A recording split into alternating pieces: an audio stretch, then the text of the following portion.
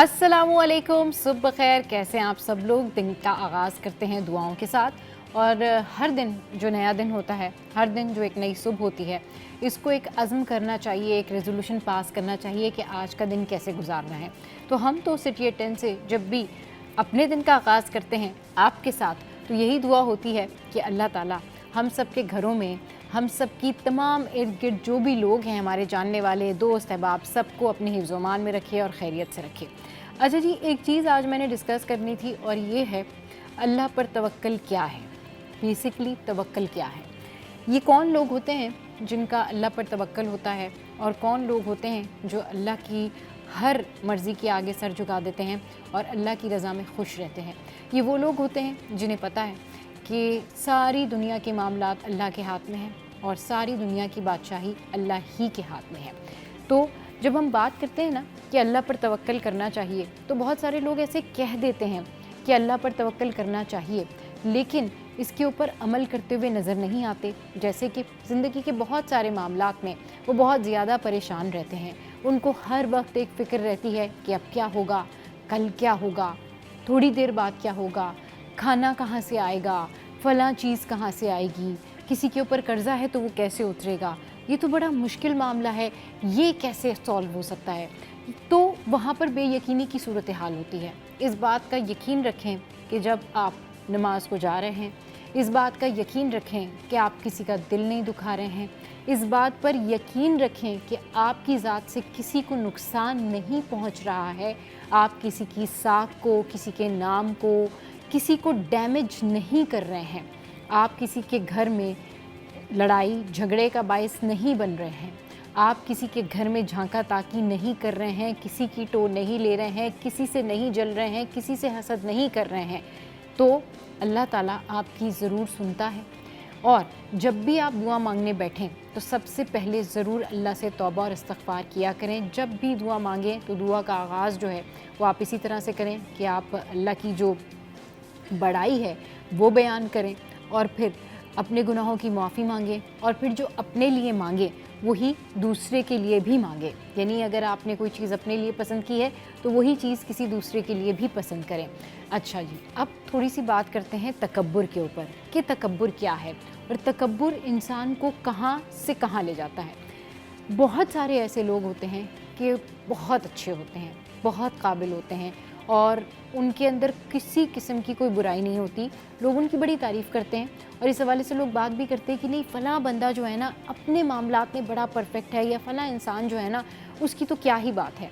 लेकिन आपको पता है कि बहुत सारे लोगों को क्या चीज़ ले डूबती है, बहुत सारे लोगों को क्या चीज़ ख़त्म कर देती है, वो है तकब्बुर, हसद और बड़तरी का एहसास होना कि हम बड़े बड़तर हैं, यानी हमसे ज़्यादा तो कोई कुछ हो ही नहीं सकता।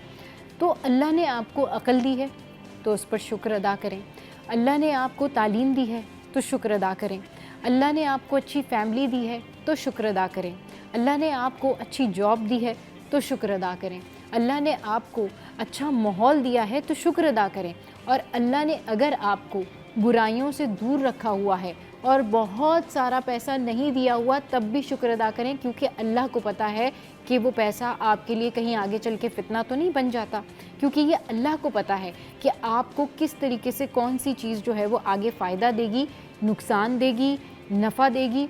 तो हमेशा जब अल्लाह की रज़ा होती है ना तो अल्लाह की रज़ा पर राज़ी रहा करें। अच्छा, इस बारे में बहुत सारे लोग ये भी बात करते हैं, तो क्या फिर जब सब कुछ अल्लाह ने ही करना है तो भाई फिर हमें तो खाना भी मिल जाएगा बैठे बैठे? ऐसे नहीं होता।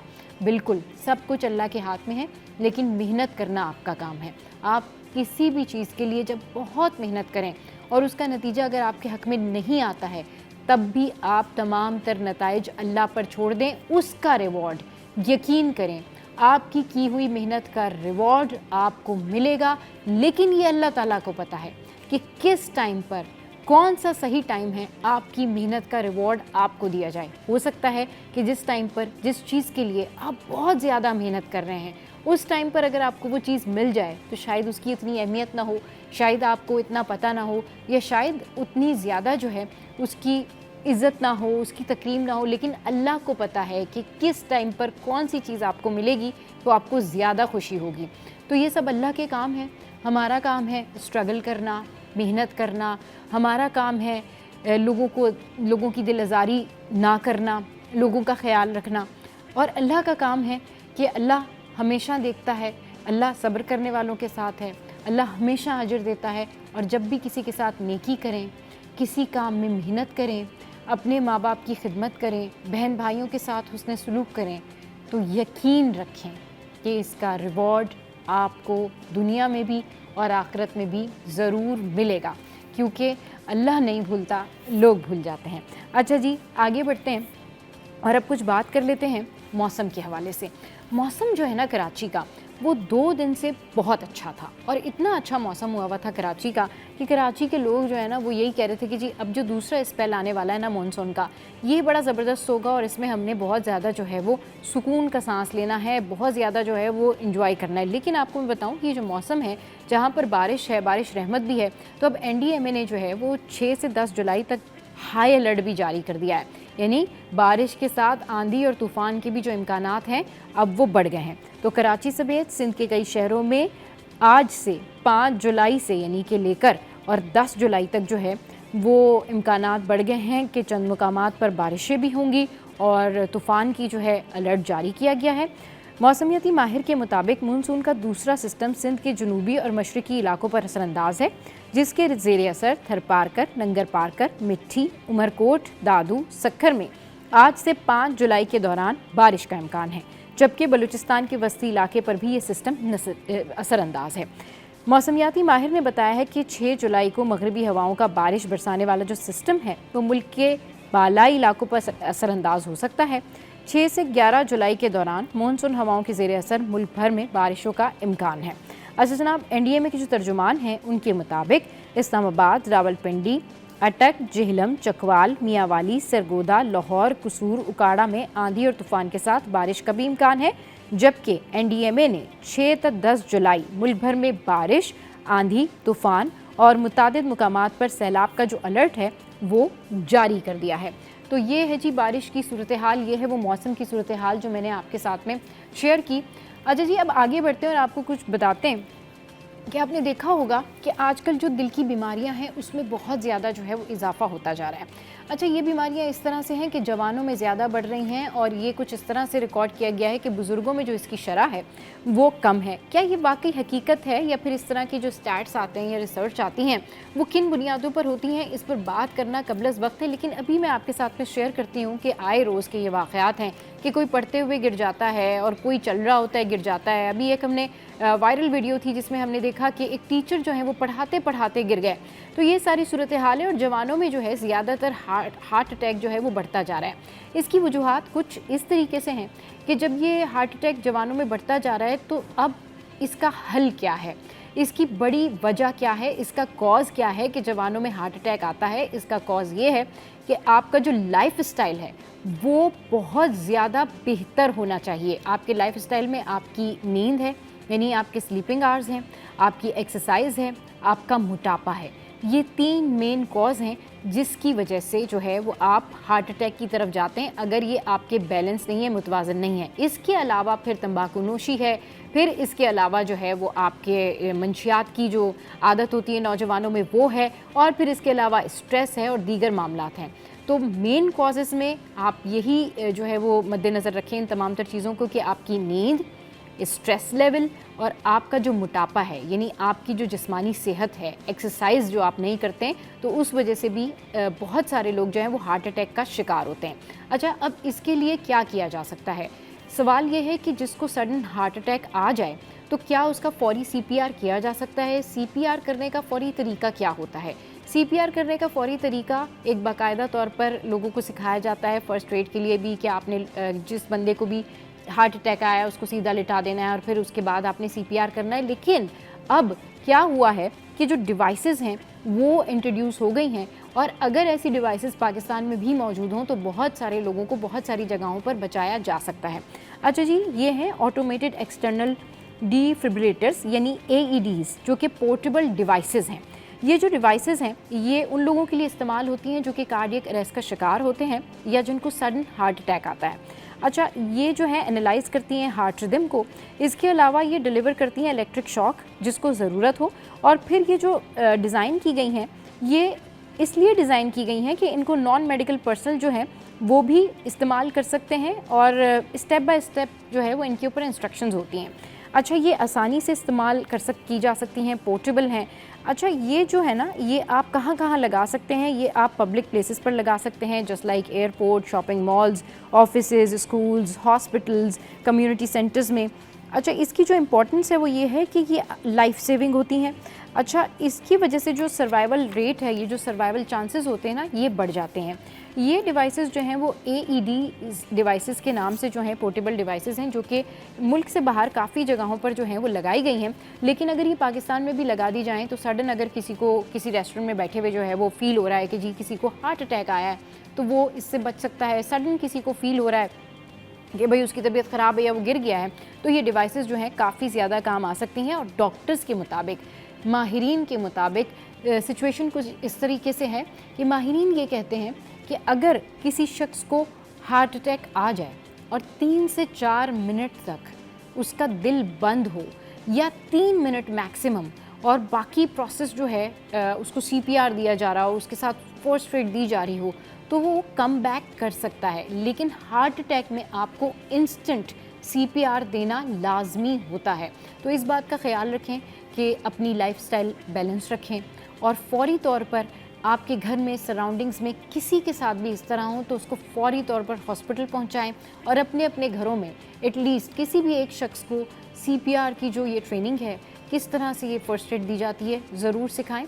और हमारी कोशिश यही है कि मुतल्लिका हुकाम तक हमारी आवाज़ पहुँचे और ये AEDs डिवाइसेस जो हैं, ये पोर्टेबल डिवाइसेस जो हैं वो तमाम तर जगहों पर अगर पॉसिबल हो तो लग सकें ताकि लोगों की जो है वो जान बच सकेगी।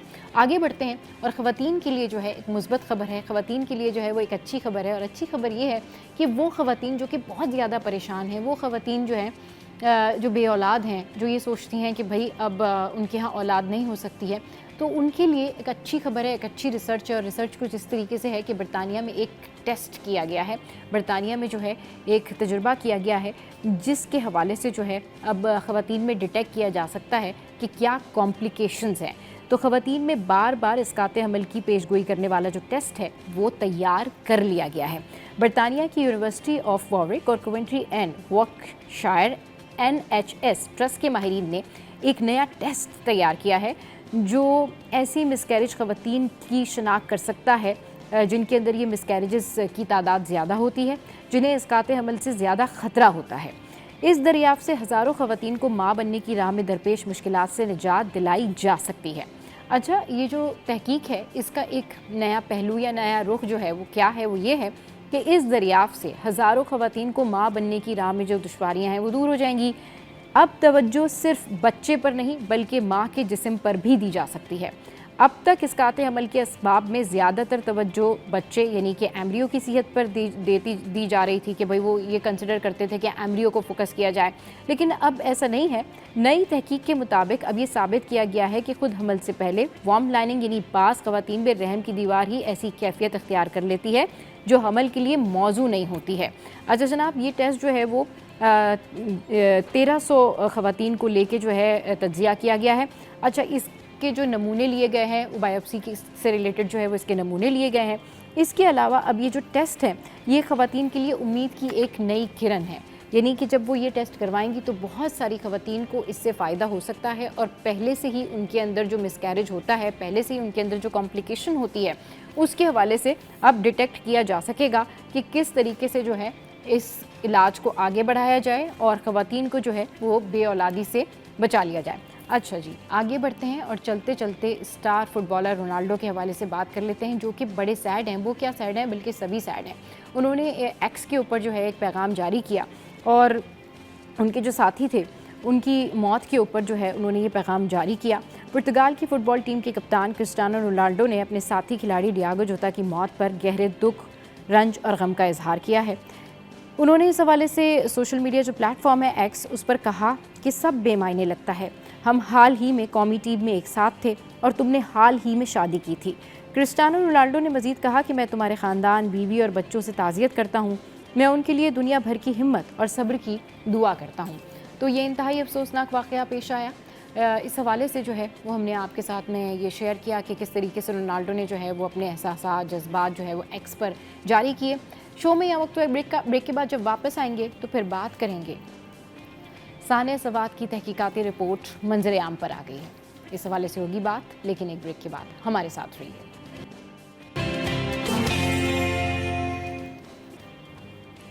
Welcome back.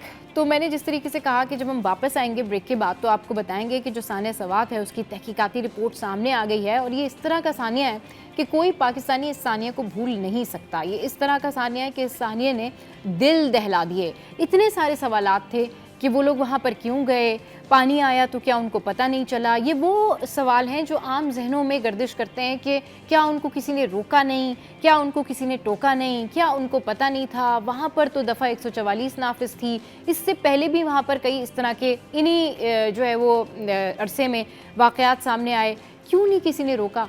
तो अब इसका जवाब जो है वो इस तहकीकाती रिपोर्ट में सामने आ गया है। सानिया सवात पर कमिश्नर मालाकंड की तहकीकाती रिपोर्ट सामने आ गई है। तहकीकाती रिपोर्ट के मुताबिक ज़्यादा बारिशों से दरियाए सवात की सतह जो है वो 77,782 क्यूसिक थी। इब्तदाई रिपोर्ट के मुताबिक सैलाब में 17 सयाह फंस गए थे, जिसमें से 10 सयाहों का ताल्लुक सियालकोट, 6 का मर्दान और 1 मुकामी शख्स था। दरियाए सवात में तामीराती काम की वजह से पानी का रुख दूसरी जानिब कर दिया गया था। पानी का रुख तब्दील होने से जाए हादसा पर पानी की सतह कम थी, फिर सयाह वहाँ पहुँचे।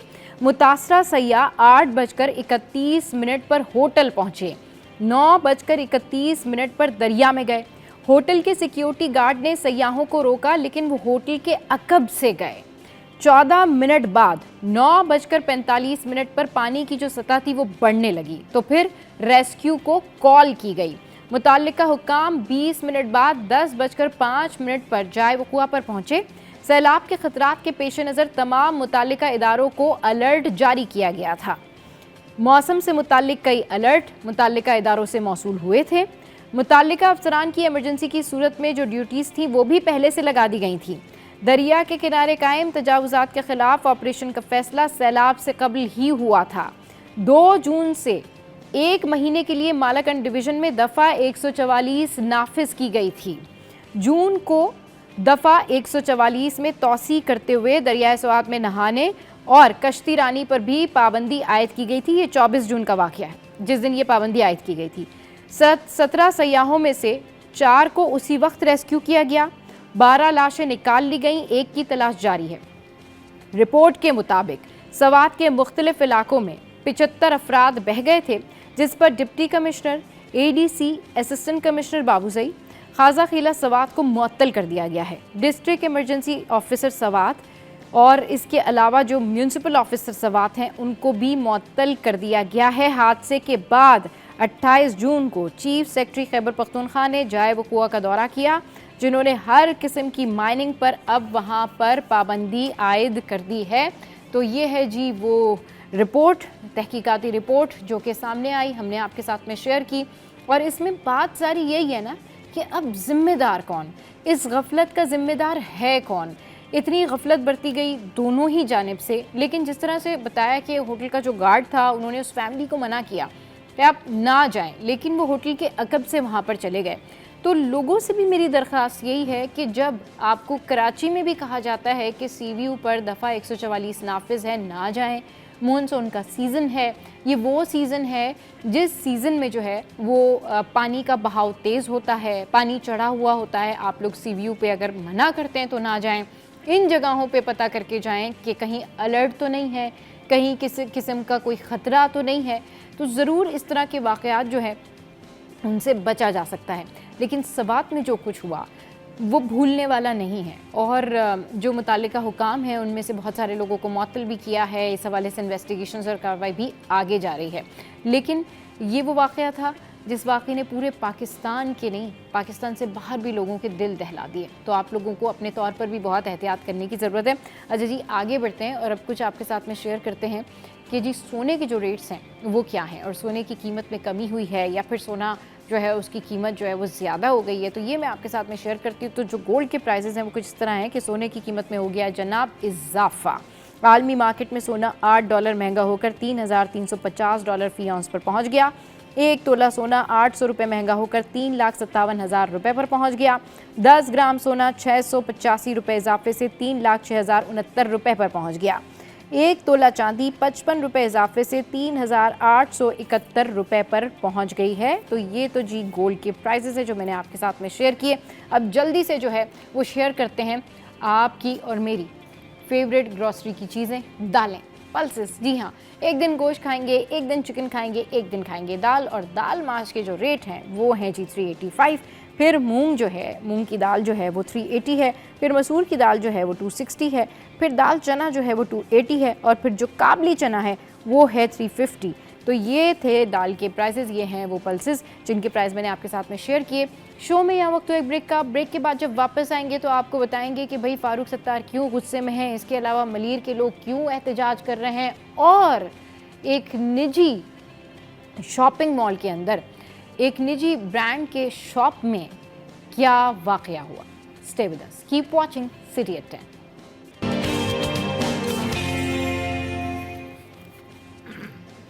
Welcome back. और भी आपको बताते हैं कि यकम से 10 मुहर्रम तक तमाम अस्पतालों में जो है वो इमरजेंसी नाफिज कर दी गई है और इन तमाम अस्पतालों में इमरजेंसी है।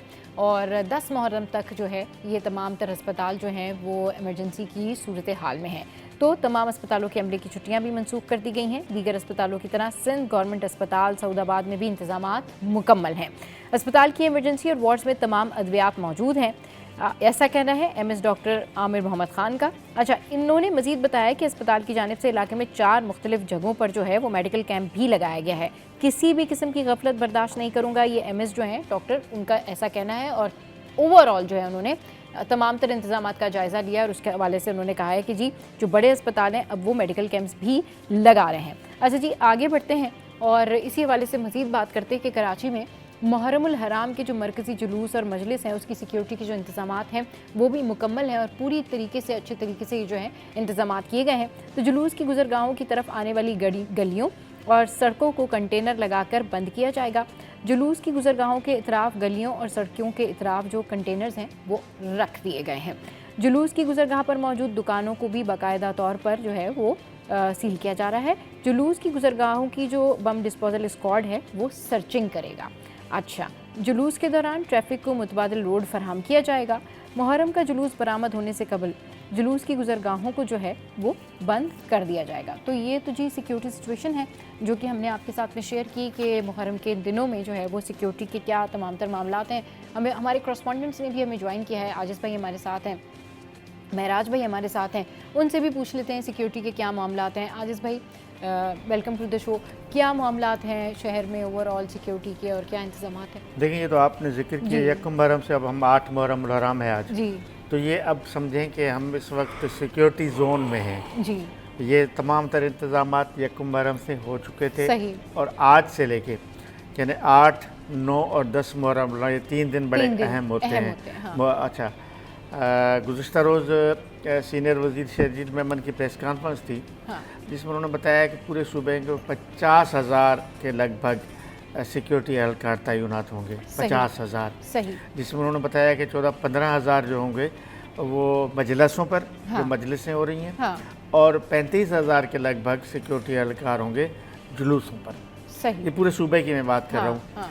तो अब आज से वो पूरा सिलसिला शुरू हो चुका है, यानी वो जो कंटेनर अब इस वक्त लग चुके हैं, रास्ते हाँ। बंद हो चुके हैं। हाँ। मेजना के ख़ास तौर पे जो 8 मुहर्रम का जुलूस है उसके रूट पर जितने भी गलियां हैं जी जी। उन सब पे आज सुबह से कंटेनर लग गए, रास्ते बंद हो गए और जुलूस का इंतज़ार हो रहा है कि किस वक्त वो बरामद हो रहा है।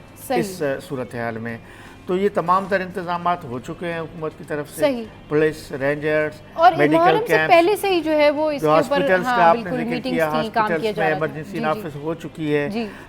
एमेजना रोड पर कई मकामात में मेडिकल कैंप्स लग चुके हैं। ये सारे इंतजाम जो हैं, आज समझें कि आज के बाद ये आने वाले आज के साथ जो 3 दिन हैं वो बड़े अहम है। वो बड़े अहम है। महराज भाई आप बताइए ओवरऑल सिक्योरिटी सिचुएशन के हवाले से। देखिए जी, इसकी मुहर्रम सिक्योरिटी की तैयारी ना कम से कम भी 15 दिन पहले शुरू कर दी जाती है कानून नाफिज करने वाले इदारों की जानिब से। उसमें इंटेलिजेंस एहलकार भी शामिल होते हैं, ऑफिसर्स भी शामिल होते हैं, उसके साथ साथ जो इलाका पुलिस है वो भी शामिल होती है, रेंजर्स भी शामिल होती है। तो हमने अभी देखा कि पिछले 15 दिनों में जाहिर सी बात है डीजी रेंजर्स के साथ भी आईजी सिंध की, फिर कराची पुलिस चीफ की मीटिंग्स होती रही, फिर तमाम जो एसएसपीज थे डिस्ट्रिक्ट के उनकी मीटिंग्स होती रही, एसएचओ लेवल पर भी होती रही, उलमा इकराम से भी मुलाकातें हुई।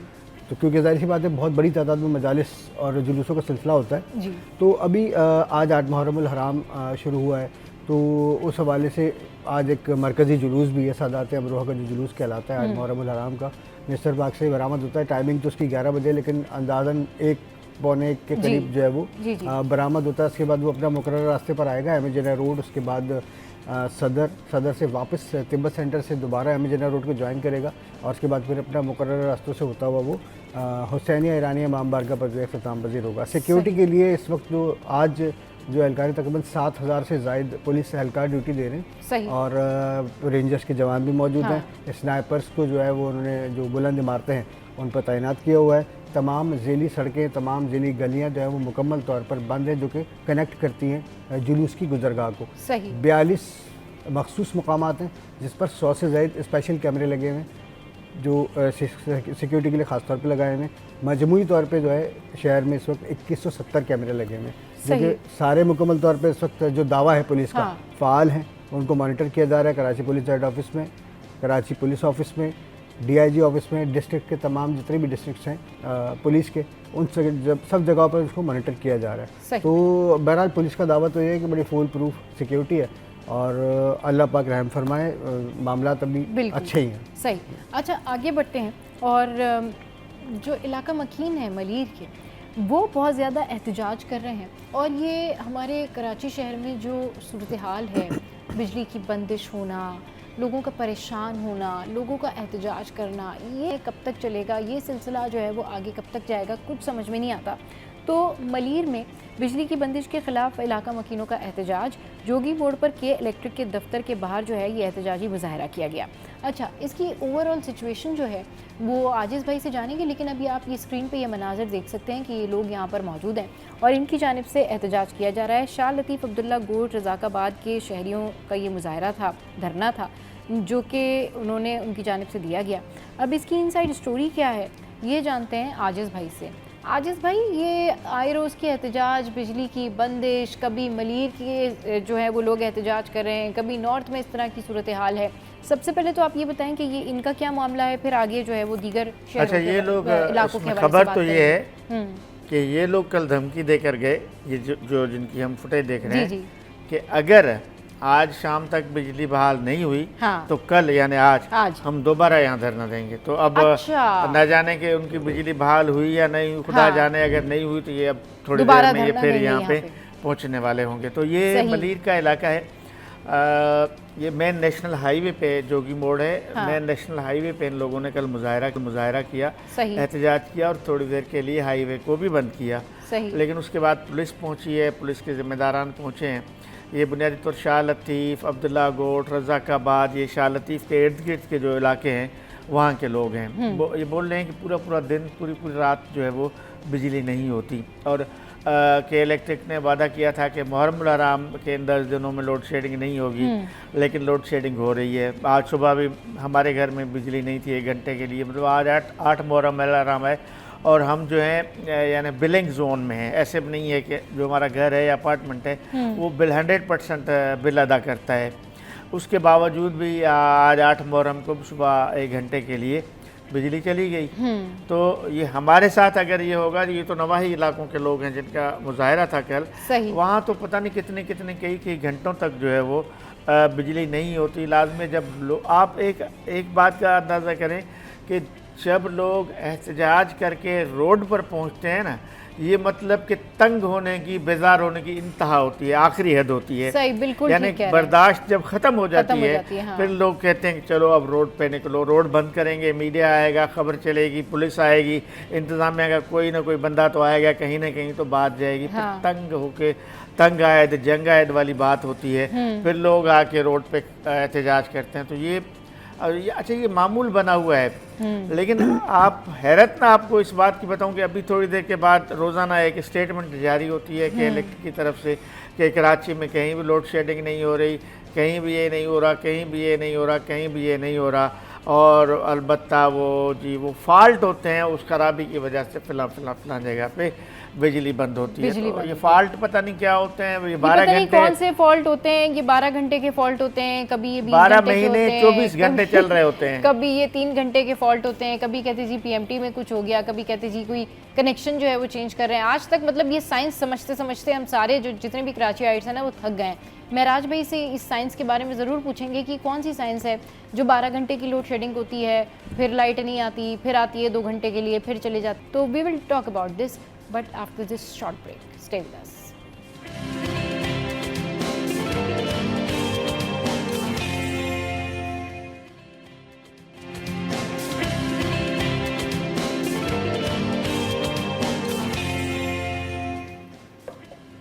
Welcome back. तो जी, जहाँ पर लोड शेडिंग के मसले हैं, पानी के मसले हैं, कराची शहर में जिस चीज़ के बारे में बात करें ना आप, उस चीज़ का एक अदद मसला है। लेकिन वहीं पर अब ये जो ट्रैफिक पुलिस एहलकार हैं, इनकी जानिब से अब जो इकदाम किए गए हैं उसके ऊपर बात की है फारूक सत्तार ने। और वो कहते जी ये तो एक नया तरीका ढूंढ लिया इन्होंने आवाम को परेशान करने का। महराज भाई क्या कहेंगे आप कि जिस तरीके से फारूक सत्तार ने बात की है और उन्होंने अपने रिजर्वेशन का इजहार किया है कि कराची के आवाम को तंग करने का एक और नया तरीका ट्रैफिक पुलिस की जानिब से अब ढूंढ लिया गया, व्हाट डू यू से ऑन दैट? भाई देखिए, बात यह है कि नया तरीके वाली बात नहीं है। हाँ, बात यह कि कराची में हम भी सफ़र करते हैं, अल्हम्दुलिल्लाह आप भी सफ़र करते होंगे। आप देख रहे हैं कि कराची में जो इस वक्त लोग हैं सड़कों पर, उनका मोटरसाइकिल चलाना या उनका गाड़ी चलाना किस तरह का हो गया। मतलब किसी को किसी चीज़ की कोई फिक्र। देखिए जो सच्चाई है मैं वो बताऊंगा। हाँ। किसी सियासी पार्टी से मेरा कोई ताल्लुक़ नहीं है, ना मैं पुलिस की फेवर में बात कर रहा हूँ। मैं बात कर रहा हूँ अपने और अपने जैसे लोगों की, कि मैं सड़क पर ठीक नहीं हूँ, मैं कानून की पासदारी नहीं कर रहा, मुझे बस जल्दी है कि बस मैं निकल जाऊँ, बाकी सब भाड़ में जाए, कोई गिरता है पड़ता है मुझे कोई फ़र्क नहीं पड़ता। तो अब इस पर जब ट्रैफिक पुलिस ने वर्किंग शुरू की, जी जी। अच्छा अब ट्रैफिक पुलिस क्या करेगी भाई? चालान करेगी, ठीक है। अच्छा चालान, तो मैं ये समझता हूँ कि बहुत सारे लोगों ने चालान को अपने बजट का हिस्सा बना लिया कि चल यार ये खर्चा आता है, या तो खर्चा पानी दे के निकल जाएंगे, जो कि हमारी पुलिस लेती है, सही, ठीक है, वरना चालान हो जाएगा, कितने का हो जाएगा, 500 का हो जाएगा, 1000 का हो जाएगा, चल ठीक है यार बस निकलो, ठीक है। आप गाड़ी बुक करवाएं ना, आप फर्नीचर के लिए गाड़ी बुक करवाएं, आपको लग पता जाएगा।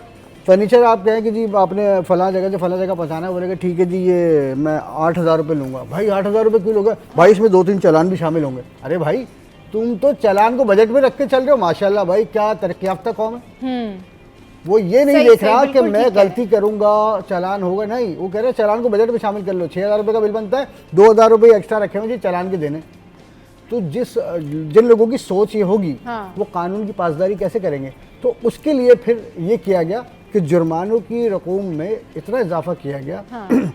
और उसमें जो कानूनी शक्लें रखी गई वो गलत भी नहीं है। भाई गाड़ी अगर आपकी है तो आपके नाम होनी चाहिए, सही, मेरी है तो मेरे नाम होनी चाहिए, सही, बिल्कुल। तो अब ये जो चीज़ें हैं ये कानून की बालादस्ती की तरफ जा रही हैं, तो मैं तो खैर इसके खिलाफ नहीं हूँ। लेकिन अगर इसके दौरान में पुलिस किसी के साथ ज्यादती कर रही है रिश्वत लेने के लिए, हाँ, यही असल और बात यही उनको है। नाजायज़ परेशान करके उनसे हाँ। रकम का मुतालबा कर रही है, उनकी जेबें साफ कर रही है अगर पुलिस, तो वो बिल्कुल गलत है। वो तो जाहिर सी बात है काबिल मजम्मत है मामला, और वो करेगी। कराची पुलिस है, बगैर लिए दिए कैसे चलेगी, तो वो तो होगा। लेकिन यह है कि अगर चालान की तरफ हम जाएं, तो देखिए चालान का सिस्टम जो शुरू किया है वो इसलिए कि कम से कम अगर मैं ज़्यादा भारी चालान भरूंगा तो अगली मरतबा सोचूंगा जरूर। अच्छा, ये जो पॉइंट आपने रेज किया ना, फारूक सत्तार ने स्पेसिफिक एक उस पर बात की है। हाँ। नई number plate, number plates, yes, ये नंबर प्लेट्स जो महकमा एक्साइज ने फैसला किया है, फैसला तो ये पुराना है। हाँ। ये जो वाइट कलर की अजरक की पट्टी वाले जो नंबर प्लेट्स हैं, अब मोटरसाइकिलों पे भी इसको लागू किया गया है। अच्छा, अब हमारे पास 99% मोटरसाइकिलों पे वो नंबर प्लेट्स नहीं लगी हुई है। सही, बिल्कुल। अच्छा, एक तो मोटरसाइकिल चलाने वाला एक इंसानी मसला देखें, गुर्बत है, ये सारी चीज़ें। हाँ। 1800 रुपए की नंबर प्लेट है। नहीं, लेकिन आजिज भाई मोटरसाइकिल जो है लोग शौक से भी चलाते हैं, क्योंकि लेकिन- अभी जल्दी आ लेकिन जाएंगे, लोग जल्दी चले जाएंगे और मतलब वक्त बच जाएगा। लेकिन लोग नंबर प्लेट्स हाँ। नहीं ले रहे हैं। सही। एक सवाल ये है जी। अच्छा, नंबर प्लेट्स, अच्छा ट्रैफिक पुलिस को एक्साइज डिपार्टमेंट ने पाबंद किया है कि जो जिस पे नई नंबर प्लेट नहीं लगी है उस पर आप सख्ती करें, लाजमी सख्ती पर। चालान ही होगा ना, और कोई सही, रास्ता नहीं है बिल्कुल, ट्रैफिक हाँ। पुलिस के पास। सही। तो इस नंबर प्लेट्स को एक बड़ा सियासी इशू बनाया गया है शहर में। वो सियासी चपकलश सियासी जमातों जी, की जी। अपनी तौर पे। जी। अच्छा, उसमें 2 पॉइंट हैं। एक तो कहा जा रहा है कि जी कराची वालों से गुंडा टैक्स वसूल किया जा रहा है बिल्कुल, नंबर प्लेट्स हाँ। के नाम पे। दूसरा कहा जा रहा है जी कराची वालों पे अजरक की सकाफत मुसल्लत की जा रही है।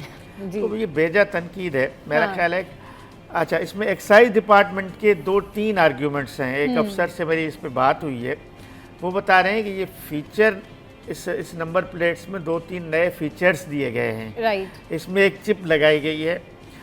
वो क्यों? कि सेफ सिटी प्रोजेक्ट शहर में बन रहा है, आने वाले 2 सालों के तक मुकम्मल हो जाएगा। तो सेफ सिटी के जो कैमरे होते हैं वो हर नंबर प्लेट को स्कैन नहीं कर पा रहे। उसमें जब स्पेसिफिक फीचर वाला नंबर प्लेट होगा तो वो जब गाड़ी गुजरेगी तो कैमरे में वो नंबर प्लेट स्कैन हो जाएगा, पता लग जाएगा कि ये नंबर है और इसका फिला मालिक है।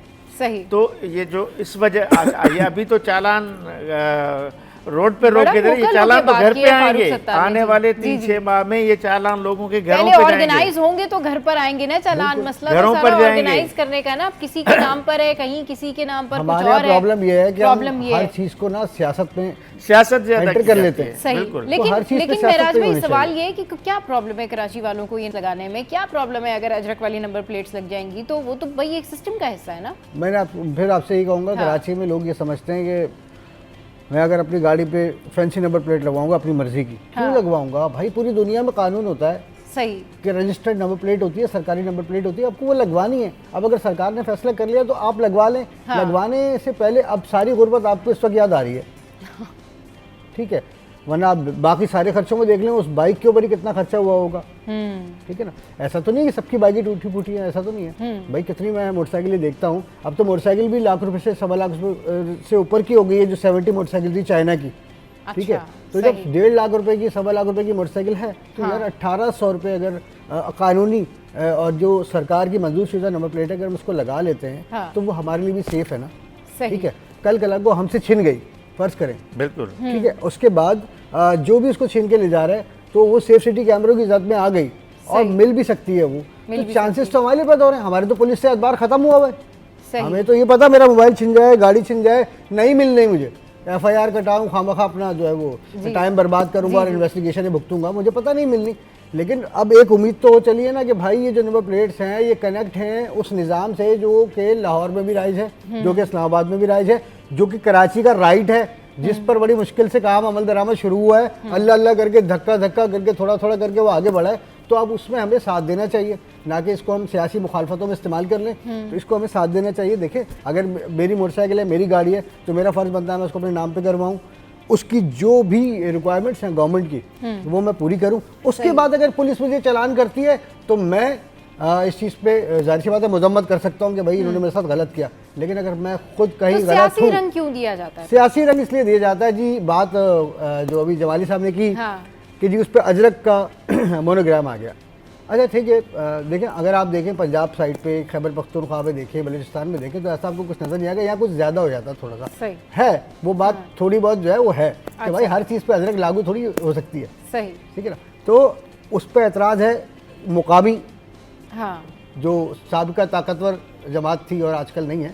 अच्छा। तो हाँ, तो उसको इस पर एतराज़ है कि जी ये क्यों है। लेकिन मेरे ख्याल में मतलब मेरा अपने ज़ाती एक तो वो है तज्जिया है हाँ। कि इन चीज़ों पे एतराज़ से निकल के ना हमें आगे बढ़ना चाहिए। आगे बढ़ना चाहिए। उन मतलब मसाइल से इस चीज़ छोटा में- सा एक हल है। हाँ। ये 10-20-30 हज़ार रुपये का मोबाइल फ़ोन में लेता हूँ ना, जी जी वो भी तो मैं अपने नाम पे लेता हूँ ना, शनाख्ती कार्ड देके। जी जी जी जी। अच्छा, मोटरसाइकिल या गाड़ी, कार 10 लाख 20 लाख की कार मैंने खरीदी है ज़रूर, हाँ। लेकिन वो अच्छा कार की जो नंबर प्लेट है वो 2400 रुपए की 2400 की है जी वो 2400 रुपए दे के उसको मैं अपने नाम पे नहीं करवाता। सही, मैंने 20 लाख की गाड़ी आपसे खरीदी है जरूर, हाँ, लेकिन वो 2400 पे 2400 की नंबर प्लेट फिर नहीं, उस पे हाँ। अजीब और गरीब आर्ग्यूमेंट है कि ये पुलिस गुंडा टैक्स ले रही है, ट्रैफिक पुलिस जी वो अजरक क्यों लगाई। भाई हर नंबर प्लेट पे अगर पंजाब की नंबर प्लेट देखेंगे तो उस पर भी कोई शनाख्त होती है, उनका एक फूल होता है, वो सही। उसके शनाख्त का हिस्सा है। हाँ। तो चारों सूबों में नंबर प्लेट पे कोई ना कोई सूबाई शनाख्त लगाई जाती है। सही। इन्होंने अजरक लगाई है। हाँ। अब वो अजरक हालांकि एक ऐसी चीज़ है 5000 साल कदीमी उसकी एक हिस्ट्री है, तारीख है, वो एक अलग बहस हो जाएगी। तो उसमें बुरी बात क्या है, लेकिन पता नहीं उसको नॉन इशू उसको हमारे पास भाई एक रास्ता निकल सकता है चले जी, कि कराची चले के जी, लिए चले जी इस टॉपिक पे फिर जो है वो डिटेल में डिस्कशन करेंगे। बहुत शुक्रिया आजिज़ भाई, बहुत शुक्रिया मेराज भाई हमारे शो पर आए। तो शो में यह वक्त है ब्रेक का, हेडलाइंस के बाद वापस आते हैं और फिर दीगर स्टोरीज के ऊपर बात करेंगे। Welcome back. और अब जिस मौजू के ऊपर हम बात करने लगे हैं वो है अदम बर्दाश्त। हमारे माशरे में हम देखते हैं कि लोगों में टॉलरेंस ख़त्म हो गया है। छोटी छोटी बातों पर जो है वो लड़ने झगड़ने लग जाते हैं, छोटे छोटे मामलात को बहुत बड़ा बना लेते हैं। अच्छा, ये इनटॉलरेंस की एक जो वजह है अमूमी तौर पर ये भी होती है कि लोग अपने आप को हर हाल में सही समझते हैं। लोगों को लगता है कि हमने जो बात की है वो बिल्कुल ठीक है, हमारा जो ख्याल है वो बिल्कुल ठीक है, हम जैसा कह रहे हैं वैसे ही होगा। अच्छा, ये जो अदम बर्दाश्त है, ये जो इनटॉलरेंस है, ये सिर्फ आपको इस सोसाइटी में वर्किंग प्लेस पर ही नज़र नहीं आती, बल्कि ये तमाम तर चीज़ें आपको घर में भी नज़र आती हैं, स्कूल में भी नज़र आती हैं, कॉलेजेस में भी हैं। अगर आप किसी स्पोर्ट्स के लिए जा रहे हैं, इनफैक्ट अगर आप बिजली का बिल ही भरने गए हैं या फिर आप नादरा ऑफिस चले गए हैं, तो वहाँ पर इन सब की जो है ना वो बड़ी बेहतरीन मिसाल आपको नज़र आती है कि लोग किस तरीके से लाइन में लगे हुए भी आपस में लड़ रहे होते हैं, जबकि वो दोनों ही इंतज़ार कर रहे हैं कि उनकी बारी आएगी और फिर आगे जाएंगे और फिर वो अपने आईडी कार्ड के लिए जाएंगे, लेकिन एक दूसरे को उस टाइम पर भी बर्दाश्त नहीं करते जो वो आपस में आगे पीछे खड़े होकर एक दूसरे का वेट कर रहे होते हैं। ये क्या सिचुएशन है, ऐसा क्यों होता है, इस पर बात करने के लिए आज हमारे शो में हमें ज्वाइन किया है डॉक्टर फैसल ममजा साहब ने, जो कि MD diplomat American board consultant psychiatric हैं, और उनके साथ हैं मोटिवेशनल स्पीकर सारा मसूद। अस्सलाम वालेकुम, वेलकम टू द शो। कैसे हैं आप लोग? ठीक ठाक। सर, व्हाट विल यू से ऑन दैट कि हमारे यहाँ जो ये इंटॉलरेंस है और ये अदम बर्दाश्त इतना बढ़ गया है, इसकी क्या वजूहत देख रहे हैं आप? बहुत सारी वजूहत हैं। जी जी। एक जो मैं बहुत कॉमन चीज़ जो देख रहा हूँ, हाँ। वो ये कि इंग्लिश वर्ड है पोलराइजेशन जी। उसमें हम ये देखते हैं कि जी हम सही हैं जी, आप सही नहीं हैं, और हम जो सही हैं हम लोग आपस में एक ग्रुप बना के रहेंगे और आप लोग जहाँ भी जाएं, ठीक है। और हमें अपने साथ ही रहना है। थोड़ा सा एक हद तक फियर भी होता है कि नहीं जी ऐसे लोगों से नहीं मिलना, बिकॉज उनका बैकग्राउंड कैसा है, हाँ, ठीक है, राइट।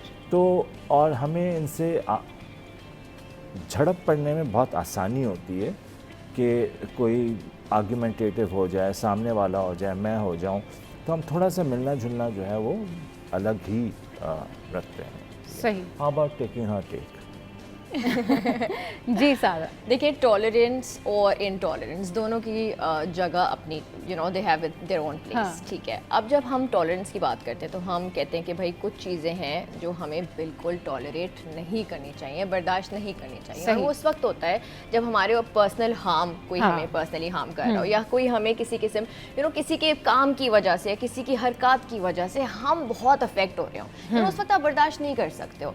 बट कुछ चीज़ें होती हैं जिस पे बर्दाश्त बनता है, जिसमें हम लेट गो कर सकते हैं, तो वो चीज़ों पे हम लोगों को जल्दी से क्विकली जज कर देते हैं, और फिर हम कहते हैं कि ये इस वजह से कर रहा होगा। हम क्यूरियस नहीं होते, हम नहीं क्या चाहते कि हम उसकी साइड से भी देखें। जैसे डॉक्टर साहब ने कहा कि पोलराइज हो जाता है, राइट, पोलराइजेशन हो जाती है, व्हिच मीन्स कि आप उनका पर्सपेक्टिव समझते ही नहीं हो। हमारा 6 उनको 9 और हमारा 9 उनको 6 लग रहा होता है। You know, the difference of perspective kind of makes it very difficult. अच्छा, जब आप इंटॉलरेंस का शिकार होते हैं सारा, और जब कोई भी शख्स, कोई भी बंदा आपके साथ बिल्कुल इस तरह का आर्ग्यूमेंट कर रहा होता है कि आपको लगता है कि यार अब आपकी टॉलरेंस ख़त्म हो रही है, यानी आप अगर किसी को समझा रहे हैं और सामने वाला समझ ही नहीं रहा, चलें छोटी सी मिसाल ले लेते हैं ना कि किसी को समझ ही नहीं आ रही, तो जिसको समझ ही नहीं आ रही तो उसको तो समझ नहीं आ रही, लेकिन आपका जो टॉलरेंस है ना, आपका जो पेशेंस है, अब वो उसका जो पैमाना है, वो जो सब्र का पैमाना होता है ना, वो लबरेज हो रहा होता है। बिल्कुल। तो उस टाइम पर जो बहुत सारे लोग हैं जो अपने नर्व्स पे कंट्रोल करना जानते हैं,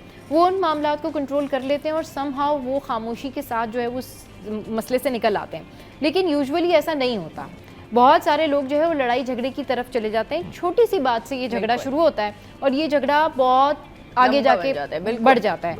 घरों में आप देख लें, आप हस्बैंड वाइफ के दरमियान देख लें, आप बच्चों को खेलते हुए देख लें, आप सड़क पे देख लें, आप पब्लिक प्लेसेस पर देख लें, आप रमज़ान में देख लें। यानी रमज़ान हमें क्या दर्ज देता है? रमज़ान हमें यही दर्ज देता है ना कि आपने जो है वो सब्र तहम्मुल से काम लेना है, आपने एक दूसरे का ख्याल करना है। रमज़ान तो आपकी वो प्रैक्टिस है जो कि प्रैक्टिस इसीलिए होती है कि आपने सब्र दिखाना है, लेकिन उसके बावजूद भी सिग्नल पर वो सारा सब्र ख़त्म हो जाता है जब आपने रोज़े के लिए पहुंचना होता है, रोज़ा खोलने के लिए पहुंचना होता है। आप कितने भी लेक्चर्स दे रहे होते, कितने भी कुछ कर रहे होते, लेकिन जैसे ही आपके साथ कोई इशू होता है तो फ़ौरन से वो सारी चीज़ें लोग साइड पे रख देते हैं। So what do you think कि ये कोई मेंटल प्रॉब्लम है, कोई साइकेट्रिक इशू होता है इसमें? क्या इशू क्या होता है सर? आप इस बारे में बेहतर बता सकेंगे। दो चीज़ें मैं कहूँगा जो कि बहुत साइमल्टेनियसली रन कर रही है। एक तो हमारा सोशल मीडिया जो है जी, वो गलत इंफॉर्मेशन पास ऑन करता है, ठीक, और उस इंफॉर्मेशन को वेरीफाई करने के बजाय, तस्दीक करने के बजाय उस इंफॉर्मेशन को किसी और को पास ऑन कर देते हैं। सही। अब वो सामने वाले को हमारी वो इंफॉर्मेशन अच्छी लगी कि ना लगी, कोई फ़िल्टर नहीं है, खट करके सामने से एक जवाब आता है कि जिसे बहुत सारे वक्त ट्रोलिंग नहीं कह सकते, लेकिन हमारी बात अगर सामने को अच्छी नहीं लगी तो इंटरनेट जो है वो कोई स्ट्रक्चर्ड प्लेटफॉर्म नहीं है कि क्या ना कहा जाए, एक्सेप्टिंग जो ग्रुप्स हैं। तो भर भर के जो दिल में बात आती है वो किसी का गुस्सा कहीं और हो वो वहीं निकलता है। जी जी। तो social media is a very play कि आप व्हाट्सएप पे आप जो कुछ मुंह पे बोल नहीं सकते आप लिख देते हैं घर से। आप फेसबुक पे जो है वो जवाब में जो है वो लिख देते हैं। आप इंस्टाग्राम में जो है वो लोगों को ट्रोल करते हैं। This is all part of it.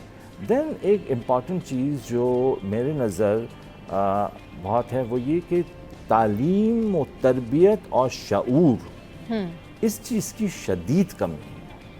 वो कहते थे एक ज़माना था, आज भी वो ज़माना है जब कहते हैं बच्चा पैदा कर लो खुद ही पल जाएंगे। आज जो हमारा माशरा है ना वो ये दिखा रहा है कि जिनको आपने पाला नहीं और ख़ुद ही पल गए वो ये कर रहे हैं सड़क पे। सही। तरबियत जो है वो बहुत ज़्यादा मैटर करती है, और जिस तरह से कहा ना कि तालीम, तरबियत और शऊर का होना, बिल्कुल सारा शऊर का होना बड़ा ज़रूरी है। आपको आपके घर की जो तरबियत है ना, अगर वो अच्छी हुई हुई है तो आप यकीन करें कि आप हर जगह, हर माहौल में सर्वाइव करते हैं। आपको पता होता है कि आपके पेरेंट्स ने, आपके घर वालों ने, आपके ग्रेट ग्रैंड्स ने, आपके जो गार्जियन है उन्होंने किस तरह से आपको सिखाया है कि बड़ों से कैसे बात करनी है, अदब क्या है, एहतराम क्या है, वो चीज़ें आपके काम आती हैं। और वहीं पर ही आपको ये भी प्रैक्टिस हो जाती है कि आपने बर्दाश्त कैसे करना है। तो ये जो बर्दाश्त है ना, इसकी सबसे पहली प्रैक्टिस जो है वो आपके घर से ही होती है। लेकिन अभी बहुत सारे लोग इस तरह से होते हैं कि वो जानबूझकर भी ऐसा करते हैं। Why they do so? देखिए, एक तो फियर होता है उनको, फियर ऑफ इनसिक्योरिटी भी बोल सकते हैं उसको, राइट? बहुत ज़्यादा इनसिक्योर हों और परेशान हों, और इससे पहले कि कोई दूसरा बंदा अकॉर्डिंग टू देम कोई चाल चले, वो उसको नेगेटिविटी में लेकर जो ना उसका पूरा अपना भी सिचुएशन ख़राब कर लेते हैं, साथ में रिलेशनशिप ख़राब कर लेते हैं। और जो माहौल वहाँ पे हो, चाहे आप सोसाइटी की बेसिस पे देखें, घर के माहौल को देखें या वर्क प्लेस सिचुएशन पे देखें, तो उन्होंने तो पूरा सीन ही ऑफ कर दिया। So you know, work also gets affected because of this. सही। सो आई थिंक या अच्छा सर, हस्बैंड वाइफ में भी इस तरह के बहुत सारे इश्यूज होते हैं कि वो आपस में एक दूसरे को टॉलरेट नहीं कर रहे होते। अगर वाइफ ने कहा है राइट तो हस्बैंड ने कहना है लेफ्ट, या हस्बैंड ने कहना है लेफ्ट तो वाइफ ने कहा है राइट। चलिए समहाउ अगर इसको रिलेशनशिप के तौर पे देखें तो एक आप कह सकते हैं चलो ठीक है, झगड़ा हो रहा है, एक दूसरे से आर्ग्यूमेंट कर रहे हैं, पर जब ये हद से बढ़ जाते हैं तो इसके ऊपर आपका जो दिमाग है उसके ऊपर बड़ा असर होता है। कोई मेंटल कंडीशन होती है, कोई साइकेट्रिक इश्यूज भी होते हैं लोगों के साथ। देखिए, जो शुरू के जो प्रॉब्लम्स होते हैं जी, जैसे हम कहेंगे, आपने एक अच्छा सा वर्ड यूज़ किया विच बेसिकली मीन्स इनटॉलरेंस। वो इनटॉलरेंस जो है वो आगे ले जाके साइकेट्रिक इश्यूज़ को पैदा करती हैं। सही। लेकिन सबसे इम्पॉर्टेंट इशू जो मैं दोनों साइड से देखूंगा, मर्दों में जो मैंने सबसे बड़ा इम्पोर्टेंट इशू देखा है वो है कि ईगो। यस ठीक है जी। उनको उनके दोस्त को सिखाते हैं कि दोस्त उनको सिखाते हैं कि अपनी बीवी के सामने झुकना नहीं। वो उनकी माएँ उनको सिखाती हैं कि बेटी बीवी मेरा ज़्यादा मुकाम है, बहू का नहीं है। उनकी बहनें सिखाती हैं कि हमारी शादी नहीं हुई है, हमारी शादी कराओ, उसके साथ टाइम मत स्पेंड करो। तो पूरी फैमिली उसको फीड कर रही होती है और उसका मर्द है, पैट्रियार्कल सोसाइटी है, तो उसका तो ईगो वैसे ही जो है वो सातवें आसमान पे है। पहले ये होता था कि लड़कियां बहुत हद तक बर्दाश्त कर लेती थी, एक लिमिट होती है बर्दाश्त करने की जी। हर वक्त जो है वो इंसाफ होना चाहिए। और जब लड़कियां देखती हैं कि इंसाफ नहीं हो रहा है, तो कुछ खित्ते की लड़कियां, मैं एक जनरल पॉपुलेशन नहीं कहूँगा, कुछ एक खित्ते की लड़कियां अब बोलने लगी हैं कि ऐसा क्यों। अच्छा, पहले तो मर्दों में ये होता था कि जो मैंने हुक्म दे दिया वो तुम पूरा करो। अब जब लड़कियां कहती हैं तो वो ईगो पे ले जाते हैं कि अरे मेरे सामने ये कहा मेरी बीवी ने, हाउ डेयर शी। तो इससे जो है वो फ्रिक्शंस जो है वो बढ़ते जाते हैं।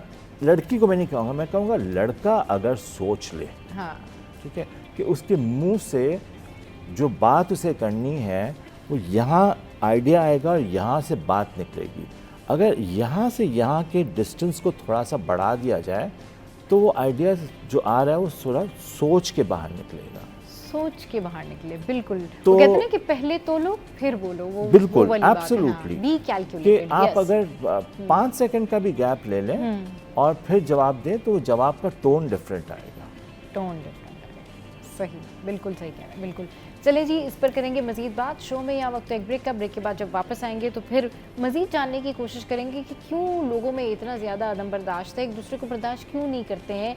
ये ईगो जो है ये लोगों को कहाँ से कहाँ ले जाती है, लेकिन फिर भी लोग जो है वो ईगो के पीछे ही होते हैं। स्टे विद अस।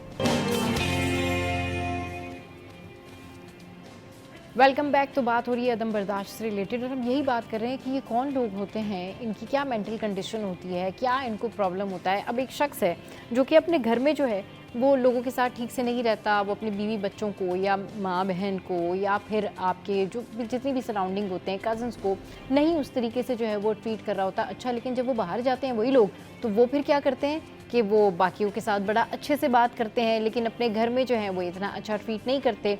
इस तरह के डबल फेस लोग भी होते हैं या इस तरह के लोग भी होते हैं जिनसे प्रेशर हैंडल नहीं होता, जिनको लगता है कि अगर वो घर गए हैं तो घर वालों पर वो सिर्फ रौब ही जमाने के लिए गए हैं, जबकि बाहर जब वो मौजूद होते हैं तो वो बाहर बड़ा प्लेजेंटली लोगों से मिल रहे होते हैं। और इस तरह समटाइम्स उल्टा भी होता है कि कुछ लोग बाहर जो है वो बहुत ज़्यादा रौब जमा रहे होते हैं और जब घर जाते हैं तो वो बिल्कुल इतने प्लेजेंट हो जाते हैं जैसे कि घर में जो है वो उनको प्लेजेंट ही रहना है। आपकी पर्सनैलिटी को जो है ना वो एक ही पर्सनैलिटी होनी चाहिए आपकी, और आपकी जो इखलाकियात और आदत है ना वो एक ही होनी चाहिए। जिस तरह आप घर में लोगों को ट्रीट करते हैं इस तरह आप बाहर भी लोगों को ट्रीट करें, तो आपकी पर्सनैलिटी जो है ना उसको कहना चाहिए कि उसमें 4 चांद लग जाते हैं। सारा क्यों लोग इस तरह से करते हैं? देखिए, एक तो पर्सनल डिफरेंसेस और दूसरा फिर ये कि बाहर you want show yourself as a role model कि भाई हम तो रिस्पेक्ट करते हैं ख़वातीन की बहुत, और घर जाकर जो है वो वही अब्यूज़ और वही हाथम पाई और वो सब चीज़ें जो कि आप नहीं करते यूजुअली, या नहीं आप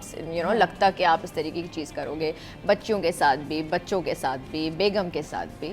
सो that's pretty much there and I would take it as a mental case here, like it's actually a type of personality disorder, जैसे हम वैसे डिसऑर्डर कहेंगे तो नार्सिसिस्टिक पर्सनालिटी डिसऑर्डर कहेंगे, या हम नार्सिसिज्म कहेंगे कि उसमें पूरी डिसऑर्डर नहीं है लेकिन उसमें ट्रेसेस हैं कि वो दुनिया को दिखाने के लिए तो बहुत अजीम है, बहुत ही चार्मिंग है, वो सब कुछ करने को तैयार हैं, बट घर वाले जो हैं उनका रियल साइड जो है वो देखते हैं। सही। सर, ये जो आपने नार्सिज्म की बात की है या नार्सिस्टिक लोगों की बात की है, इनके अर्ली सिम्टम्स क्या होते हैं? इनको कैसे जज किया जाए कि कौन नार्सिस्टिक है? वैसे तो खैर इसकी जितनी अगर बात की जाए तो कम है, उनके अंदर इतनी क्वालिटीज़ होती हैं कि आप काउंट करते जाते हैं, लेकिन मेन कॉज क्या होते हैं? आपको कैसे पता चलेगा? आप अर्ली जज कैसे कर सकते हैं? एक्चुअली यू सी, एक तो ये कि ट्रेट्स लड़कपन में आना शुरू हो जाते हैं। अच्छा, ठीक है, तो माओं को या फादर्स को इस बात का थोड़ा सा जो है वो शऊर होना चाहिए, एजुकेशन होनी चाहिए कि ये चीज़ें ये बच्ची को नहीं बच्चा कर रहा है तो इसको मैं काउंसलर के पास या साइकाट्रिस्ट के पास लेके जाऊं। आई वुड से आप साइकोलॉजिस्ट के पास लेके जाएं, सो दैट के साइकोलॉजिस्ट दवा नहीं देते and they can diagnose as well. सही। थेरेपिस्ट के पास नहीं ले जाएं, अच्छा। क्योंकि दे कांट डायग्नोज। सही। बचपन से ट्रेट्स नज़र आना शुरू होते हैं कि कचरे में आग लगा दी, घर के अंदर बिल्ली के दुम पे आग लगा दी, और दुनिया के सामने तो हम बहुत स्वीट हैं, हम क्वाइटली बैठे हुए हैं, हम कलरिंग कर रहे हैं, लेकिन पीछे से अम्मी को जो है वो लात मारी जा रही है और बहनों के साथ बदतमीज़ी की जा रही है। तो छोटे छोटे बहुत सारे फैक्टर्स होते हैं जो हमें दिखाते हैं कि प्लीज़ दिखाएं बच्चे को। वो ज़माना चला गया जब मेंटल हेल्थ वर्कर्स नहीं होते थे। अब काउंसलर भी है, अब साइकोलॉजिस्ट भी है, अब साइकाट्रिस्ट भी है। तो अगर साइकाट्रिस्ट के भी ले जाना है तो ऐसे साइकाट्रिस्ट के पास ले जाएं जो अपने पेशेंट को टाइम देते हों और समझाते हों। तो ये चीज़ें पेरेंट्स आइडेंटिफाई करेंगे। अच्छा, जेनेटिक्स बहुत इंपॉर्टेंट रोल प्ले करती है कि हमारे फैमिली में क्या ये ऐसी जीन है कि नहीं है, बाप कैसा है, ददियाल ननियाल, ये सब चीज़ें जो है कैसी हैं। तो आइडेंटिफाई करना कोई बहुत मुश्किल काम नहीं है। उसको उस वक्त ट्रीटमेंट करा दी जाए ना, तो वो एक और औरत की और बहुत सारी बच्चियों की ज़िंदगी को ख़राब नहीं करेगी। ये बड़ी छोटी सी एग्जांपल इस बात पे। स्कूल में हमारे पास थोड़े दिन पहले एक बच्चा है जो कि पेरेंट्स को तो बड़े मजे से वेलकम कर रहा होता है। यू नो, कुछ kids, I am talking about a 6-year-old child who's like very amazing, very confident and hello, hi, how are you doing, Zayan's mama, and how are you doing, Jibrail's mama, and all of it. But what we found out about him was that he was actually bullying kids in class. वो मतलब छोटी छोटी जो उसकी friends होती थी तो उनको जो है वो कहीं पे धक्का दे के आ गया, मिट्टी डाल दी, पत्थर से मार दिया, छुपा दिया कुछ, उसके सामान बैग से निकाली और ये सब चीज़ें. So when Dr. Faisal was mentioning the kind of child, and I feel like that child really needs help. Because अगर अभी, और you know the weird part is, and I really hate to say this, that जहाँ पे Dr. Faisal you say ना कि parents को ये trades देख लेने चाहिए, I have a feeling that these parents are the ones who don't care. उन्हें पेरेंट्स को केयर, बिल्कुल सही कह रहे हैं, बल्कि वो इस हरकत को कहते हैं कि बड़ा क्यूट है, बड़ा ब्रेव है, इसने तो ऐसा कुछ भी नहीं किया, ये तो बस शरारत ही थी, ये तो बस शरारत ही कर रहा था. शरारत में और बदतमीजी में फर्क करें कि क्या फ़र्क है, इसका ज़रूर ध्यान रखा करें, क्योंकि बहुत सारे पेरेंट्स इस तरह से होते हैं कि वो अपने बच्चों की बदतमीजी को भी शरारत में ले रहे होते हैं. तो शरारत में या अपनी बात कह देने में एक होता है कि ब्लंट, या आपने जो है वो, अगर हम छोटे बच्चों से ऊपर की बात करें, स्टूडेंट्स की बात करें या मैच्योर लोगों की बात करें, तो उसमें भी होता है कि ठीक है, अब व्हाट इज़ ब्लंट. ब्लंट यही है ना कि भाई आपने अपना मौक़िफ़ क्लियर कर दिया, उसके आगे आप बदतमीजी ना करें. लेकिन लोग क्या करते हैं कि सिर्फ अपना मौक़िफ़ क्लियर नहीं करते, लोग लिटरली बदतमीजी करना शुरू कर देते हैं. बिल्कुल ठीक है, आपने अपनी जानिब से क्लियर कर दिया, दैट्स फाइन. बट अगर आप उसको मजीद प्रोलॉन्ग करके बदतमीजी स्टार्ट कर देते तो वो बदतमीजी है. लेकिन उसको आजकल कहते हैं जी ये तो बहुत स्ट्रेट फॉरवर्ड है, ये तो बहुत ब्लंट है. स्ट्रेट फॉरवर्ड होने में और बदतमीज होने में फ़र्क है. आप स्ट्रेट फॉरवर्ड हर किसी के साथ नहीं हो सकते. आप सिर्फ उन लोगों के साथ स्ट्रेट फॉरवर्ड बात करते हैं जहां आपको पता हो कि एक कलेक्टिव, आप जिन लोगों के साथ काम करते हैं या घर में रहते हैं या आपके दोस्त हैं, आप उन्हीं के साथ मैक्सिमम स्ट्रेट फॉरवर्ड हो सकते हैं. अब अगर आप किसी को नहीं जानते और जनरली आप उसको कुछ भी कह दें, यार आप ये क्या कर रहे हैं, आप वो क्या कर रहे हैं, तो ऑब्वियसली वो बदतमीजी में आता है. क्योंकि आपको पब्लिक प्लेसेस की जो तमीज़ है वो होनी चाहिए, वहाँ की जो चीज़ें जिस तरह पब्लिक में होती हैं उन तमाम चीज़ों के बारे में आपको पता होना चाहिए. बिल्कुल. मैं एक चीज़ एम्फसाइज करता चलूँ, इम्पोर्टेंस उसकी देखता चलूँ कि स्ट्रेट फॉरवर्ड होना और बदतमीज़ होने में ज़मीन आसमान का फ़र्क. जी. स्ट्रेट फॉरवर्ड इज़ कि आप अपना पर्सपेक्टिव एक पोलाइट तरीके से भी कह सकते हैं. ठीक है. बदतमीज़ और जंगली पना दिखाने की ज़रूरत नहीं होनी चाहिए. हाँ, बिल्कुल सही कह रहे हैं, बिल्कुल सही कह रहे हैं. अच्छा, जिस तरह हम बात करें ना कि ये स्ट्रेट फॉरवर्ड होना, ब्लंट होना या बदतमीज़, ये सारी चीज़ें, इसमें क्या होता है कि एक बदतमीज़ी साइलेंट भी होती है. जो कि हाइट बदतमीजी, बिल्कुल। यानी yes it is like that. ये इस तरह की बदतमीजी होती है सारा, कि फ़र्ज़ करें कि मुझे मेरी अम्मी ने कोई बात की और मैंने इग्नोर कर दिया, उसे कहते ये भी हैं एक पैसिव अग्रेसिव। हाँ, ये क्या है, ये भी एक बदतमीजी है। मतलब मैं अपनी अम्मी की बात ही नहीं सुन रही, तो फिर मैं आगे और किसकी मैंने बात सुननी? जो या लोग अम्मा क्या अपने करेंगी पेरेंट्स इस की बारे नहीं में? सुन रहे, तो वो आगे किसकी बात सुनेंगे? मुझे मेरे टीचर ने कोई काम कहा या मुझे काम से रिलेटेड कोई काम कहा गया, मैंने इग्नोर कर दिया। यकीन करें ये ज़्यादा बड़ी बदतमीजी होती है बिल्कुल। उस बदतमीजी से जो कि आप सामने कर रहे होते हैं। इसका मतलब ये होता है कि I don't care, I don't bother. अगर किसी ने आपको कोई चीज़ कही और अगर आप नहीं कर रहे हैं, तो ये साइलेंट बदतमीजी होती है कि आप उसको फॉलो ही नहीं करते। टीचर आपको होमवर्क दे रहे हैं, आप होमवर्क नहीं कर रहे। आपको कहा जा रहा है जी आप जो है वो इस तरीके से ये प्रोजेक्ट आपने इस जो है ये वाई की तरह मैनेज करना है, आप उसको मैनेज ही नहीं कर रहे, एक्स भी नहीं कर रहे, आप एफर्ट ही नहीं कर रहे। तो ये भी एक साइलेंट बदतमीजी होती है। मुझे तो अभी एक और ये प्लेन का- बहुत सारे लोगों में होती है। मुझे तो एक प्लेन का किस्सा याद आ जी, गया। जी। एक दफ़ा नहीं, every time I am travelling this happens. Pakistan से दुबई जा रहे हैं फॉर जी, एग्जांपल, जी। वो एक टो निकला हुआ होता है मेरी सीट पे पीछे वाले अंकल का, जी, एंड हाँ। Like am I suppose to tolerate this too? आप कितनी दफा कहेंगे कि भाई प्लीज नहीं सुनते प्लीज, So, अब बट तो वो मैंने नहीं सुनते, तो ये हाँ, भी तो एक बदतमीजी है ना, हालात कि सुन पड़ ही नहीं रहे रहा होते कोई। हैं, जी, वो सीट को सामने पुश करने की पुश कोशिश करते हैं, करेंगे। प्रेशर दे रहे होते हैं, Pressure। भाई मैं 2 बच्चों के साथ हूँ, could हाँ। you just please? हाँ। नहीं, तो यू नो अब एक टाइम तक तो you know I would communicate with जी, देम, यू नो जी। The best way is that you communicate, सही। लेकिन वो उनको लगता है कि उनकी जागीर है, उनकी सीट है, आगे भी उसकी है, पीछे भी उसकी है, सेंटर जो बैठे हैं वो भी उनकी है। हाँ। तो वो ऐसे करके बैठते हैं कि भाई हमने पैसे दिए हैं। भाई जो पैसे दिए हैं ना वो स्पेस के थे, नॉट बाकियों की। हाँ। तो अब तो I have to call the air hostess और somebody to help me with it, because I can't take it. वो जैसी आती है ना ये लोग चुप हो जाते हैं, मतलब दे टेक इट अवे। हाँ। But I mean these are things that you can't avoid और इग्नोर। आप नहीं किसी के पाँव के साथ उनका स्मेली जो भी स्टिंकी, हाँ। मतलब you can't, it's so embarrassing. सही, बिल्कुल। तो यू कांट। बिल्कुल, आप बिल्कुल ठीक कह रही हैं कि ये जो इस तरह के जो इंटॉलरेंस है ना, ये ज़्यादा जो है वो पेनिट्रेट कर गया हमारी सोसाइटी में, और दूसरा लोगों ने इसको स्टाइल बना लिया सर। अच्छा, जंग- एक चीज़ जो मैं कहूँगा, जो मैं पिछले 20-18 साल से देख रहा हूँ कराची में, पाकिस्तान में भी, कि पहले जो है वो बहुत फीमेल्स, हाँ मैं जी, जी। नथिंग पर्सनल, जी, जी। पहले नानी दादी या मदर्स बैठ के समझाते थे। अब वो चीज़ जो है ना वो आईपैड और फ़ोन में चेंज हो गया है जी। कि बच्चा इधर उधर कुछ कर रहा है, इंस्टेड के उसको समझाएं, फ़ोन पकड़ा दिया। हाँ, ठीक है। अब वो बच्चा हॉस्पिटल के क्लिनिकल सेटअप के अंदर भागता फिर रहा है, ठीक है? लेकिन पेरेंट्स ठंड से बैठे हुए हैं, क्योंकि बच्चा तो उसमें लेके जो है वो, हाँ, सही, बिल्कुल। तो हमें जब हम कहते हैं कि हमें बच्चा पैदा करना है, हाँ। तो हमें ये भी सोचना है कि हमें एक इंसान पैदा करना है जिसकी हमें तरबियत करनी है, कि हाँ। वो एक अच्छा इंसान बने, वो औरतों की रिस्पेक्ट करे, हाँ। वो सोसाइटी की रिस्पेक्ट करे। सही, बिल्कुल ठीक है, बिल्कुल ठीक कह रहे हैं कि आपने सबसे पहले एक अच्छा ह्यूमन बीइंग बनना होता है, और ये आपके घर से ही जो तालीमात होती है ना, आपके घर से मिलती हैं। जब आप किसी एक अच्छे शख्स के साथ बैठते हैं, इसमें गैदरिंग का बड़ा असर होता है ना, बेशक। सारा कि आपके फ्रेंड्स जैसे होते हैं, बिल्कुल। वो आपकी शख्सियत में नज़र आता है Influence कि करते आप हैं किन लोगों के साथ उठते बैठते हैं, आपकी तरबियत क्या है, आप कितने तमीज़दार हैं। और ये ना कोई ना लेक्चर वाली बात होती है, ना इसमें कोई इस तरह से होता है कि कोई किसी को सुपीरियर या इन्फीरियर दिखाना चाहता है।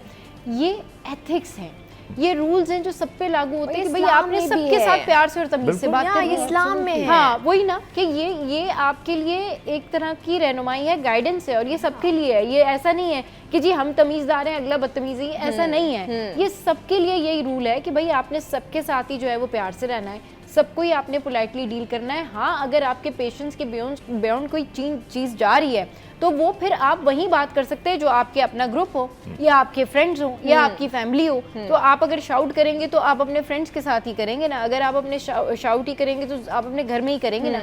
पब्लिक प्लेस में जिस शख्स को आप नहीं जानते उस पे आप कैसे शाउट करेंगे? मतलब आप किसी को नहीं जानते, आप किसी के ऊपर शाउट करना शुरू कर दें। शाउट करने के लिए भी तो किसी को जानना बड़ा ज़रूरी है ना, कि उसकी क्वालिटीज़ क्या है, या क्यों कोई इतना आगे जाके जो है वो किसी पे शाउट कर रहा है। तो ये तमाम तर चीज़ों का ख्याल रखना चाहिए, और अगर आप पोलाइटली डील करेंगे सारी चीज़ों को, तो मेरे ख्याल में आपके बड़े बड़े जो मसले हैं ना, वो सब्र शुक्र के साथ ज़्यादा जल्दी हल हो जाते हैं कंपैरेटिवली कि आप शाउट करें या दीगर चीज़ों की तरफ जाएँ। अच्छा जनाब, बहुत शुक्रिया सर, आप हमारे शो पर आए। सारा, आप हमारे शो पर आई। शो में यहाँ वक्त तो एक ब्रेक का, ब्रेक के बाद जब वापस आएंगे तो फिर करेंगे ढेर सारी बातें। आपने कहीं नहीं जाना, हमारे साथ रहना है। Stay with us, keep watching City tell.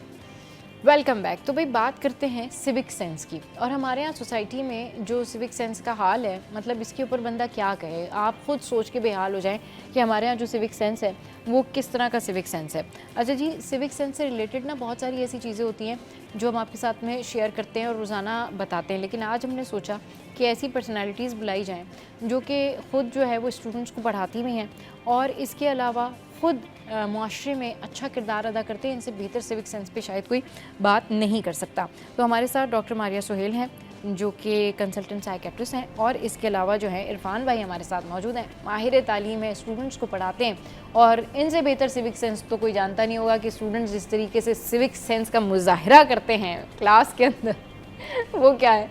तो इरफान भाई से ही स्टार्ट करते हैं। इरफान भाई बताइए, सिविक सेंस पहले तो ये बताएं है क्या सिविक सेंस? अस्सलाम वालेकुम, thank you for inviting me. जी जी। देखें जी, सबसे पहले तो डिफ़ाइन करने की कोशिश करते हैं कि सिविक सेंस है क्या। सिविक सेंस जनरली कहते हैं सोशल एथिक्स को। कुछ सोसाइटल नॉर्म्स होते हैं, कुछ सोसाइटी में बिहेव करने के अनसेड कवानीन होते हैं जिनकी बेसिस पे हम दूसरों के साथ इंटरेक्ट करते हैं। तो हमारी सारी सोशल इंटरेक्शंस जो है ना वो सिविक सेंस के ज़ुमरे में आती है। अब इस सिविक सेंस का एडवांटेज ये है कि जिन सोसाइटीज़ में सिविक सेंस होता है वो सोसाइटी ज़्यादा इफ़ेक्टिवली और ज़्यादा बेहतर तरीके से फंक्शन कर पाती हैं, और जिन सोसाइटीज़ में सिविक सेंस की कमी होती है वहाँ पर लॉलेसनेस बढ़ जाती है, वहाँ पर लॉ एंड ऑर्डर को मेंटेन करना मुश्किल हो जाता है। अब यहाँ पे एक और सवाल ये उठता है कि सिविक सेंस मेंटेन करना या इंस्टिल करना हमारे बच्चों में किसकी जिम्मेदारी है, और बहुत सारे वालिदैन जो है ना ये ज़िम्मेदारी आउटसोर्स करने की कोशिश करते हैं। बट जैसे कि एक अंग्रेज़ी में कहावत है, चैरिटी बिगिंस एट होम। तो मेरे हिसाब से सिविक सेंस इंस्टिल करना सबसे नंबर 1 प्रायोरिटी फैमिली की है। जब बच्चा छोटा होता है, जो उसके फाउंडेशन ईयर्स होते हैं, उन सालों में उसका सिविक सेंस, उसका सेंस ऑफ मोरालिटी, उसका एक मॉरल कंपस सेट करना बहुत ज़रूरी है। सही। तो स्टेप नंबर 1, फैमिली को इस चीज़ की जिम्मेदारी लेनी चाहिए कि जी हमें अपने बच्चों को जब हम उनको बड़ा कर रहे हैं तो स्कूल में तो हम उनको भेज रहे हैं, वहाँ पे तालीम भी हो रही है और कुछ हद तक तरबियत भी हो रही है, बट जो हम डेली बेसिस पे घर पे उनको शो कर रहे हैं, अपने अखलाकियात में शो कर रहे हैं, वो बच्चा फ़ौरन से पिक करेगा और उसको फिर वो as a life long habit लेके चलेगा। सो उसके फाउंडेशन ईयर्स में उसको वालिदैन ने तरबियत भी देनी है और वालिदैन ने as a exemplary role model भी उनके सामने जो है ना वो बिहेव करना है। जी। अच्छा जी, सिविक सेंस जो है ये बाकी सही बात है कि घर की तरबियत से ही आता है, लेकिन अगर आप सिविक सेंस की बात करते हैं तो पब्लिकली कैसे डील करना है, ये सारी चीज़ें आपको टीचर्स बताते हैं। ये सब कुछ आप अपने दोस्तों से सीखते हैं, जब आप बाहर जाते हैं अपने इन्वायरमेंट से सीखते हैं। डॉक्टर मारिया, आप क्या कहना चाहेंगी इस पर, क्योंकि ये आप दोनों का जो प्रोफेशन है ना वो बड़ा बर्दाश्त करने वाला प्रोफेशन है कि इरफान भाई के जो है स्टूडेंट्स की सुननी पड़ती है और आपको पेशेंट्स देखने पड़ते हैं। तो वहाँ पर आप देखती होंगी कि बहुत सारे पेशेंट्स जो हैं वो आते हैं और वो जल्दी इतनी शिकायतों के अंबार लगा देते हैं और डॉक्टर की नहीं सुन रहे होते हैं। उस टाइम भी बंदा कहता है कि ये किस तरीके से इनको डील करें, इनके अंदर तो इतनी सिविक सेंस भी नहीं है कि ये मुझे अगर अपनी कंप्लेन ही कर रहे हैं तो वो भी तरीके से करें। लोग अपनी कंप्लेन भी जो है ना वो तरीके से नहीं कर पाते। देखें, सबसे पहले जैसे लाइक ही एक्सप्लेन दैट मॉरल कंपस हमारा specially when it comes to morality हमें बताया जाता है बचपन से ही कि झूठ बोलना गलत है, किसी को चीट करना गलत है, लेकिन कुछ हमारे बिहेवियर्स ऐसे होते हैं जैसे जो लर्नड बिहेवियर्स होते हैं जो हम लोगों से देख के सीखते हैं। अब आपने कह तो दिया है कि झूठ बोलना गलत है, लेकिन आप कर क्या रहे हैं, राइट? ऐसा हो जाता है कि कभी बच्चे दरवाजे पे गए हैं और फिर कोई घर पे आया हुआ है, तो फिर पेरेंट्स के पास जाके जब पूछा जाए कि कौन आया है अभी या फिर अगर बोलें कि इस वक्त वो आपके कोई रिलेटिव आए हुए हैं, फिर आप पेरेंट्स उनको बोलें कि बेटा उनको बोलो कि हम घर पे नहीं हैं, तो what does that teach the child? To lie, right? फिर उसके बाद बहुत सारे ऐसी चीज़ें होती हैं जैसे हमने बोल दिया लेकिन हम लाइक आई सेड के कर क्या रहे हैं, ओके? अब when you are driving around आप देख रहे हैं रेड सिग्नल है, बच्चे भी आपके देख रहे हैं, बाकी फैमिली, ज़रूरी नहीं है कि सिर्फ it's just an impact on your children, everybody around you is seeing you, right. तो ड्राइव करते हुए रेड सिग्नल है, आपको वहाँ पे स्टॉप करना चाहिए, लेकिन आप क्या करते हैं, आप सिग्नल ब्रेक कर देते हैं। तो what does that teach the people around you? It's teaching you to be immoral, right? Not just immoral, but like it's जो learned behavior, learned hopelessness जो होती है आसपास के लोगों को, जो आपके एक्शन से इम्पैक्ट हो रहा होता है, वो थोड़ा नेगेटिव हो जाता है। और एक हमारी सोसाइटी के कुछ बिलीव्स होते हैं, हमारी सोसाइटी को बेसिक नीड्स अगर फुलफिल हुई हुई हो तो हम इन चीज़ों पे आ सके ना। जब बेसिक नीड्स जैसे कि लाइट, पानी, ये सब चीज़ें हमारी फुलफिल नहीं हुई तो हम कहते हैं कि जब ये ही नहीं है तो हम बाकी चीज़ों का क्या तवज्जो दें उनको, राइट? सही, बिल्कुल ठीक कह रहे हैं इरफान भाई। अगर हम स्टूडेंट से निकल के आम लाइफ में प्रोफेश करें, सड़कों पे देखें, मॉल्स में देखें, आप मुख्तलिफ़ जगहों पर चले जाएं, ऑफिस में देखें, शादी हॉल्स में देखें, प्ले लैंड्स में देखें, जिस तरह से सिविक सेंस की धज्जियाँ उड़ा रहे होते हैं लोग, जहाँ खाना खाते हैं वहीं साइड पे जो है ना वो अपना कचरा फेंक देते हैं, जा रहे हैं, पान की जो पिंकी होती हैं वो थूकते हुए चले जाते हैं, सड़क से गाड़ी में कुछ खाया, बाहर निकाला, शीशा खोला, बाहर फेंक दिया। तो ये जो सारा सिविक सेंस है ये कौन सिखाएगा? क्योंकि चले जी तरबियत हो गई घर से, लेकिन बहुत सारी ऐसी चीज़ें जो खुद आप बाहर निकल के भी सीखते हैं, ये सेंस कौन जो है ना वो जनरेट करेगा लोगों के अंदर?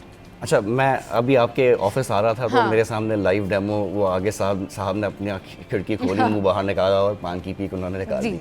तो आपने सही कहा कि जी ये जो है ना माशरे को सिखाने के लिए मल्टी फैसेटेड अप्रोच चाहिए आपको।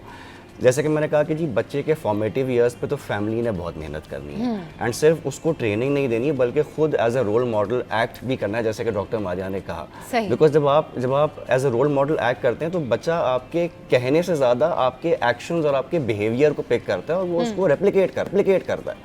अच्छा, आगे इसके फैमिली के अलावा किस किस की जिम्मेदारी है? तो डेफिनेटली स्कूल की, खास करके जो प्राइमरी स्कूलिंग सेटअप है, बिकॉज बच्चा एक significant amount of time day in day out school में स्पेंड कर रहा है। सुबह के 8 बजे जाता है, दोपहर के 1:30-2 बजे तक वहाँ पर होता है, 5-6 घंटे वो दोस्तों के साथ, फैकल्टी के साथ, एडमिनिस्ट्रेशन के साथ स्पेंड करता है। वहाँ पर जो है ना स्कूल सिर्फ तालीम पे फोकस ना करे, एक सर्टन पोर्शन हो of the daily allotted time जिस पे वो तरबियत पे भी फोकस करे।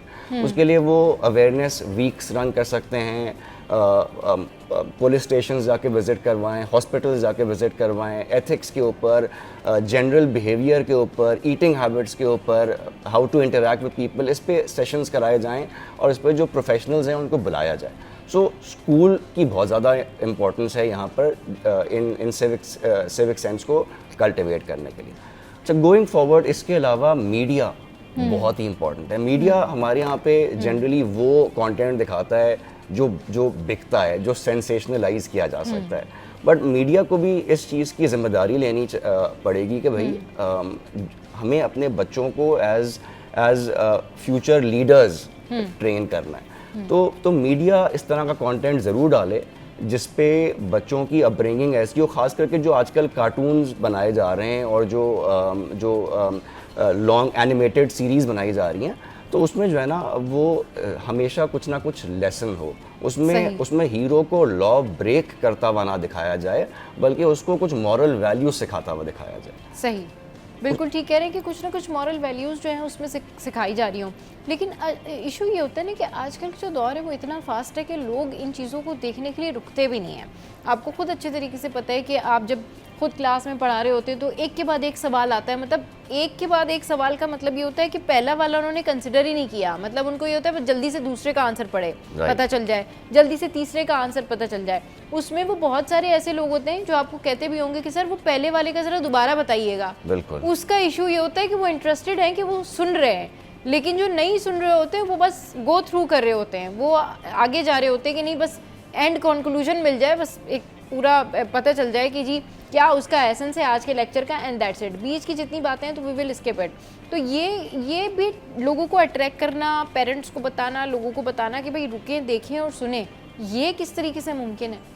अच्छा देखें, मीडिया के अलावा रिलीजियस इंस्टीट्यूशंस का भी एक बहुत इंपॉर्टेंट रोल है। जी जी। सो ये जो हमारी मसाजिद हैं, मदारिस हैं, ये वेरियस फेथ्स के अलग अलग जो रिलीजियस इंस्टीट्यूशंस हैं, चर्चेज़ हैं, यहाँ पर बहुत इम्पॉर्टेंट है कि बच्चों को वीकेंड्स पे इस तरह के सेशंस दिए जाएं जहाँ पर उनको हर फेथ जो है ना वो आपको बेसिक सिविक सेंस सिखाता है। तो इस तरह के सेशंस दिए जाएं जहाँ पर स्पीकर्स आएँ और बच्चों को इन चीज़ों पर ट्रेन करें। बिकॉज ये जो आपने कंसर्न रेज़ किया, जब बच्चा 17-18 साल का हो गया उस पॉइंट पे generally speaking it's a bit late for him to pick up the foundations जो कि उसने बचपन में पिक कर लेनी चाहिए थी।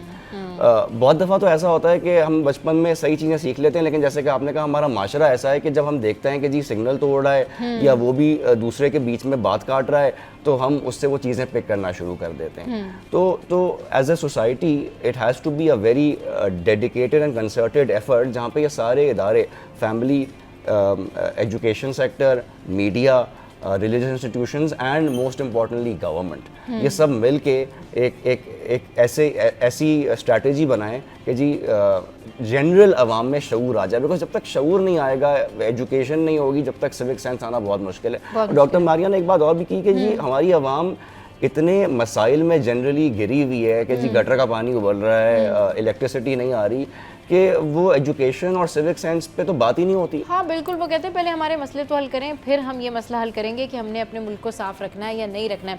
अच्छा जी, शो में यहाँ वक्त तो एक ब्रेक का, ब्रेक के बाद वापस आएंगे तो फिर मज़ीद कंटिन्यू करेंगे, हमारे साथ रहिए। चलिए जी, वेलकम बैक। तो हम बात कर रहे हैं सिविक सेंस की, और सिविक सेंस जो है ना वो होना बड़ा ज़रूरी है। और सिविक सेंस ये भी होता है कि अगर आपके घर में किसी ने बेल बजा दी है और वो बेल बजा के भाग गया है और आपने दरवाज़ा खोला है और उसे देख लिया है, तो कम से कम आप उसे बुलाएं, उसे पूछें कि भाई तुमने ऐसा क्यों किया, रैदर दैन कि आप उसको कुछ बुरा भला कहें या शोर शराबा करें। तो बेहतर ये होता है कि जो बेल बजा के भाग रहा है ना वो भी सिविक सेंस का मुजाहरा करे कि किसी के घर में कोई पेशेंट भी हो सकता है, और किसी के घर में कोई ऐसे भी लोग हो सकते हैं जिनको चलने में, आने में, दूर तक गेट खोलने में प्रॉब्लम हो। तो हमारी जो छोटी छोटी ऐसी शरारतें होती हैं ना वो भी लोगों के लिए परेशानी का बायस बन जाती है, और ये भी सिविक सेंस के ही ज़ुमरे में आती हैं कि भाई आपको इतनी भी अकल नहीं है या इतना भी पता नहीं है। तो मारिया, आप क्या कहना चाहेंगी कि लोगों में कैसे सिविक सेंस को जो है वो पैदा किया जाए? क्योंकि इशू ये होता है कि जब एक ख़ास उम्र पे पहुंचने के बाद जब आप मैच्योर हो जाते हैं तो फिर सिविक सेंस नहीं होता, वो आपकी ईगो बन जाती है कि आप कुछ नहीं सीखेंगे। जब आप एक लिमिट पर पहुंच जाते हैं, मतलब आप स्टूडेंट लेवल से निकल गए, यानी आपने मैट्रिक कर लिया, उसके बाद आप समझते हैं कि बस I am the don of myself, अब मैंने कुछ सीखना नहीं है, अब तो मैं सब कुछ सिखा सकता हूँ। तो ये कैसे फिर उनके अंदर सिविक सेंस पैदा होगा, उनके अंदर सिविक सेंस जनरेट होगा जो मैच्योर हैं और वो फॉलो ही नहीं करना चाहते किसी भी अच्छी चीज़ को या किसी भी अच्छी बात को? So the thing is that individual level पे हमें रियलाइज़ करना है कि we have an impact on the society, right. हम बहुत दफ़ा इन्हीं चीज़ों में कंफ्यूज हो जाते हैं कि अगर हमारे एक्शंस हमारी सोसाइटी को बेनिफिट करेंगे या नहीं। ओके, ज़्यादातर ये सोच रहे होते हैं कि अच्छा अगर मैंने गलत कर दिया तो क्या हो गया, इतना कोई थोड़ा नुकसान थोड़ी हो जाएगा। When I moved here a few years ago, तो मेरा तो brought up ऐसा हुआ था कि जहाँ पे there was a lot of civic sense in the society। अब यहाँ पे आके जब मैं कचरा डस्टबिन में फेंकने की कोशिश करती थी या इंस्टेड ऑफ क्लटर करने के बजाय मैं थोड़ा ध्यान रखती थी, तो मुझे बोला जाता था कि क्या ज़रूरत है इन चीज़ों का ख्याल रखने की, क्या ज़रूरत है, पाकिस्तान में चलता है। You realise that the basic knowledge of people is मेरे करने से क्या हो जाएगा, मेरा सफाई में हिस्सा ना लेने से क्या हो जाएगा, मेरे कोई एक्शंस अगर जो सही हैं उनके ना करने से क्या हो जाएगा। But you don't realise that it does have a huge impact on the society. Like I said before that हमारी जो बेसिक नीड्स अगर फुलफ़िल हों तो हम इन चीज़ों पे आ सकें, राइट। जब बेसिक नीड्स फुलफ़िल नहीं हो पा रही हैं तो फिर हमें उन चीज़ों तक हमारा ध्यान ही नहीं जाता है। जब हमारे ख्यालात इन्हीं चीज़ों में परेशान हो कि आज घर पे लाइट होगी, कहीं पानी तो ख़त्म नहीं हो जाए, you know this basic things अगर वो कंप्लीट हो जाए तो फिर we would be like okay हाँ ये तो हो गया है, अब सफाई कर लेते हैं यहाँ पे घर से बाहर। हम जब जा रहे हैं हमारे बच्चों को भी सिखाएं कि जब हम ड्राइव अराउंड कर रहे हैं तो क्लटर नहीं करना है, गाड़ी से कचरा बाहर नहीं फेंकना है, या घर के अंदर के अलावा जो हमारा घर है जिसको हम सबसे ज़्यादा प्रायोरिटाइज़ करते हैं, जिसकी सफाई का सबसे ज़्यादा प्रायोरिटाइज़ करते हैं, मेड्स भी होती हैं वहाँ पे, हर तरह की आपने अपने पास फैसिलिटीज़ रखी हुई हैं ध्यान रखने के लिए, लेकिन वही बाहर आप इम्प्लीमेंट नहीं करते हैं। नहीं करते, तो बिल्कुल जो ठीक हमारा है। रिलीजन है वो ही कह रहा है सबसे पहले सफाई निस्फ़े ईमान है। सफाई निफ्स ईमान है, आधा ईमान सफाई में है। एग्जैक्टली, एंड वही चीज़ हम लोग इम्प्लीमेंट बहुत ज़्यादा दफ़ा we forget to do that. सही। कंक्लूजन क्या है इरफान भाई, क्योंकि बस शो का टाइम जो है वो एंड अप होने वाला है, तो आप जरा कंक्लूजन बताएं देखें, कि दो क्या बातें किया हैं। जाए? नंबर वन, डॉक्टर मारिया ने बहुत अच्छी बात की कि जी एक सेल्फ अवेयरनेस होना ज़रूरी है। हाँ। और हर इंडिविजुअल को जिम्मेदारी लेनी पड़ेगी कि जी सही। मैं अपना हिस्सा अदा करूँ। सही। ठीक है, बिकॉज एटलीस्ट आप पहला कदम लेंगे तो आपसे दूसरे लोग इंस्पायर होंगे। सो हर each individual has to take responsibility, सही। Number one. नंबर टू, मेरा मानना यह है कि ये सिर्फ एजुकेशन से ही इसलिए सिविक सेंस नहीं आता, बिकॉज इतने सारे पढ़े लिखे लोग, मैं कॉफ़ी शॉप पे जाता हूँ जी, वो कोई आगे आ जाते हैं, कहते हैं जी मुझे जल्दी है मैं ले लूँ, तो वो 10 लोग अगर लाइन में खड़े हुए हैं वो सारे पढ़े लिखे लोग और हैं। शादियों में क्या होता है, आप देखें जब शादियों का खाना खुलता है उस वक्त जितने भी लोग होते हैं उनके सिविक सेंस की जो मिसाल, जो एग्जाम्पल वहाँ पर देख रहे होते लोग, आप हैरान रह जी जाएंगे। जी, खाने पे तो रेस हो रही होती है। हाँ, एटिकेट्स नहीं होते उस टाइम पर पता लगता है आपको कि ये भी खाने के लिए इतना ज़्यादा इंथुजियास्टिक हो सकते हैं कि लड़ाइयाँ हो रही होती हैं वहाँ पर कि जी ये पहले हम जाएंगे, पहले हम जाएंगे, ये हो रहा होता फिर है। आप ईद उल अज़हा पे देख लें, हाँ। जो कि हमारे लिए एक सेलिब्रेटरी त्यौहार है। हाँ। ठीक है जी, उस पे जो कुर्बानी होती है, जो हाइजीन का मतलब की हाँ। धज्जियां उड़ा दी जाती हाँ। हैं, आपके नेबर्स का ख्याल नहीं रखा जाता, तो ये सारा का सारा सिविक सेंस। और ये सारे पढ़े लिखे लोग हैं जो कि कुर्बानी कर रहे हैं, वो अफोर्ड कर सकते हैं, they are well to do.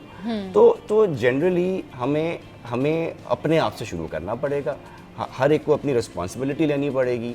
और फिर on a broader scale government अगर लॉलेसनेस को ख़त्म कर दे, अगर वो स्ट्रिक्ट पेनल्टीज इन्फोर्स कर दे बेसिक चीज़ों के लिए, और वो वाकई में इन्फोर्स हो जाए, ऐसा ना हो कि जी लॉ की सेलेक्टिव एप्लीकेशन हो, बिकॉज जब तक लॉ की सेलेक्टिव एप्लीकेशन रहेगी तो हर कोई उसको बाईपास करने की कोशिश करेगा, वो समझेगा लॉ ऑप्शनल है, मेरे लिए नहीं है, दूसरों के लिए है। तो जब तक लॉ की सेलेक्टिव एप्लीकेशन होगी तब तक ये सिविक सेंस के इशूज़ रहेंगे। जब तक लॉ स्ट्रिक्टली इन्फोर्स कर दिया जाएगा, आप देखें ना बहुत सारे ममालिक में बहुत हैवी फाइन्स हैं लिटरिंग पे, सिंगापुर हो गया, दुबई हो गया, ये बहुत मशहूर एग्जांपल्स हैं जहाँ पे लिटरिंग पे हैवी फाइन्स हैं। तो जब वो लॉ की स्ट्रिक्ट इन्फोर्समेंट होती है और अक्रॉस द बोर्ड हर एक के लिए होती है, सही। तो फिर ऑटोमेटिकली लोगों में सिविक सेंस भी आ जाता है। ऑटोमेटिकली लोगों में सिविक सेंस भी आ जाता है। और बात यही है कि आपने जो है ना सोचना है कि आपने अपने माशरे में कैसे रहना है, सफाई का ख्याल रखें, लोगों का ख्याल रखें और एहसास रखें।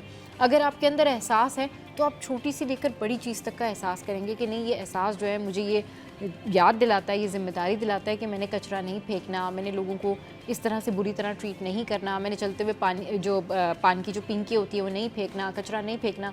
तो एहसास रखें, सिविक सेंस सीखें कि सिविक सेंस का मुजाहिरा पब्लिक प्लेसेस में घर के अंदर कैसे किया जाता है। बहुत शुक्रिया इरफान भाई, बहुत शुक्रिया मारिया, आप हमारे शो के ऊपर आए। शो का टाइम एंड अप हो गया है। आज का शो कैसा लगा, इसका फीडबैक जो है वो हमारी सोशल साइट पर ज़रूर दीजिएगा। हंसते रहिए, मुस्कुराते रहिए और देखना मत भूलिए। Keep watching City at 10।